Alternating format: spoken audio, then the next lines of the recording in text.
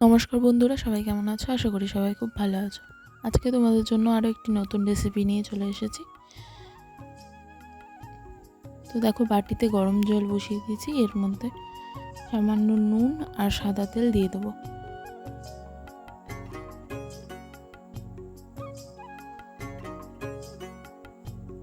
তো দেখো, জলটা ফুটে গেছে। এবার এর মধ্যে পাস্তা দিয়ে দেবো।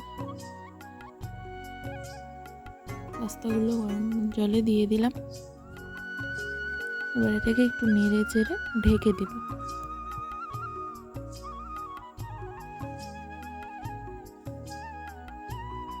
তো দেখো, ফুটতে শুরু করে দিয়েছে। এবার পাস্তাটা সিদ্ধ হয়ে গেছে। এবার গ্যাস অফ করে পাস্তাটা জল ঝরতে দিয়ে দেবো। এবার কড়াই গরম তেল বসিয়ে দিয়েছি।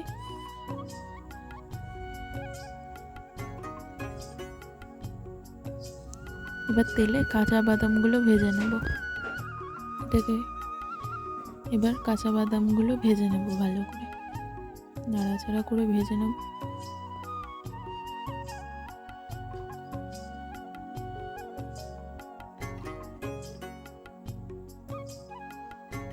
দেখো, আমার ভাজা হয়ে গেছে। এবার আমি এগুলোকে একটা বাটিতে তুলে রেখে দেবো।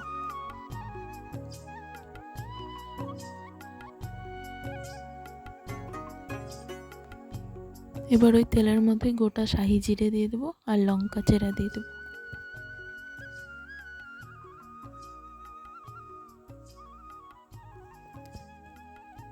আর আগে থেকেই লম্বা লম্বা করে আলু কেটে রেখেছিলাম। খুব পাতলা করা যাবে না, একটু বড় বড়ই রেখেছি। আর গাজর কুচি আর বিনস, এটা দিয়ে একটু ভালো করে নাড়াচাড়া করে ভেজে নেব।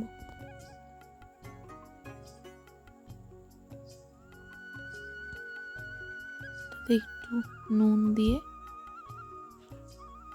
নেড়ে চেড়ে ঢেকে দেবো কিছুক্ষণের জন্য।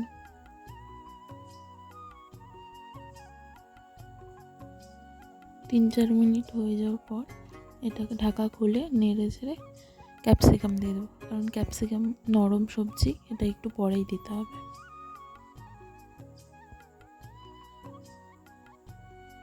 তো দেখো, মিশিয়ে টিশিয়ে আবার ঢেকে দেবো কিছুক্ষণের জন্য।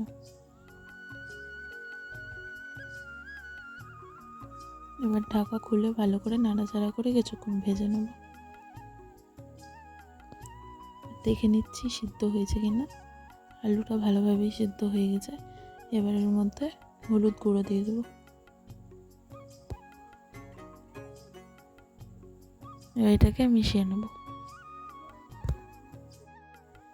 এবার এর মধ্যে আগে থেকে ভেজে রাখা বাদামগুলো দিয়ে দেবো।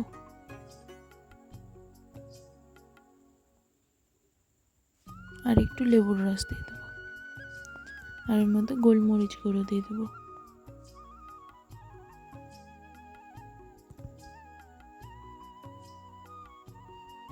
আর একটু টমেটো সস দিয়ে দেবো।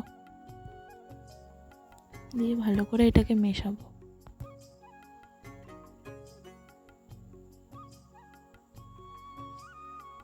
এবার এর মধ্যে সামান্য একটু চিনি দিয়ে দেবো। এবার জল ছড়ানো পাস্তাগুলো এর মধ্যে দিয়ে দেবো।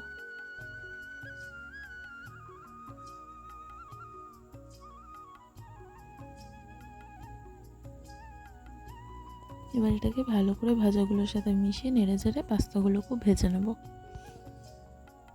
এবার এর মধ্যে একটু পাস্তা মশলা ছড়িয়ে দেব।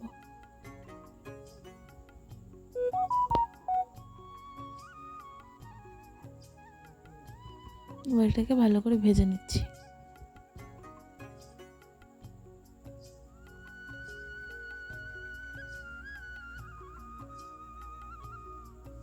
তো দেখো, এটা রেডি। এবার বাটিতে নামিয়ে ওপর দিয়ে সস ছড়িয়ে গরম গরম রেডি পাস্তা।